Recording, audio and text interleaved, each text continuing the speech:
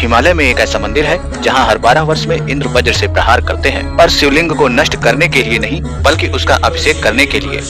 यह कहानी है हिमाचल के बिजली महादेव की और उस दिव्य वचन की जिसके कारण महादेव आज भी आकाश की बिजली को अपने ऊपर झेलते हैं। यह कथा है उस समय की जब कुल्लू घाटी को कोलांत पीठ के नाम से जाना जाता था, जिसका अर्थ था रहने योग्य संसार का अंत। यहाँ कोलांत नामक एक प्रलयंकारी असुर रहता था जो अपनी माया से एक विशाल सर्प का रूप धारण कर सकता था। इस घाटी को सदा के लिए जलमग्न करने के उद्देश्य से उसने अपना विशाल शरीर फैलाकर व्यास नदी के प्रवाह को रोक दिया। पूरी घाटी में हाहाकार मच गया। जब जल का स्तर बढ़ने लगा और प्रलय निश्चित हो गई, तब घाटी के निवासियों ने असहाय होकर महादेव का स्मरण किया।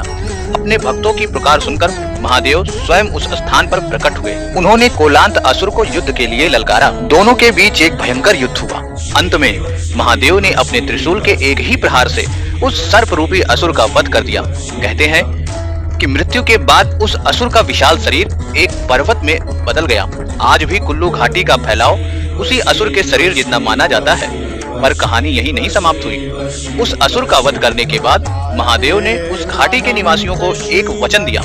उन्होंने कहा, आज के बाद इस घाटी पर आने वाली हर प्राकृतिक आपदा, हर आसमानी संकट को मैं स्वयं अपने ऊपर धारण करूंगा। उसी वचन को निभाने के लिए महादेव उस पर्वत की चोटी पर एक शिवलिंग के रूप में स्थापित हो गए और तभी से हर 12 वर्ष या उससे भी पहले जब भी उस घाटी पर कोई बड़ा संकट आने वाला होता है तो आकाश की सारी नकारात्मक ऊर्जा बिजली बनकर उस शिवलिंग पर गिरती है।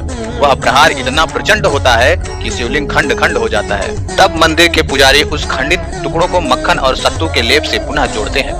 कुछ ही महीनों में वह शिवलिंग पहले की तरह ठोस और अखंड हो जाता है। यह टूटना विनाश नहीं, यह महादेव का अपने भक्तों की पीड़ा को सोख लेना है। यह इस बात का जीवंत प्रमाण है कि एक देवता अपने भक्तों के लिए ढाल बनकर खड़ा है, जो हर आघात को पहले अपने ऊपर लेता है। उस बिजली महादेव के सम्मान में जो अपने भक्तों के लिए वज्र का प्रहार भी सह लेते हैं, कमेंट्स में ओम नमः शिवाय अवश्य लिखें।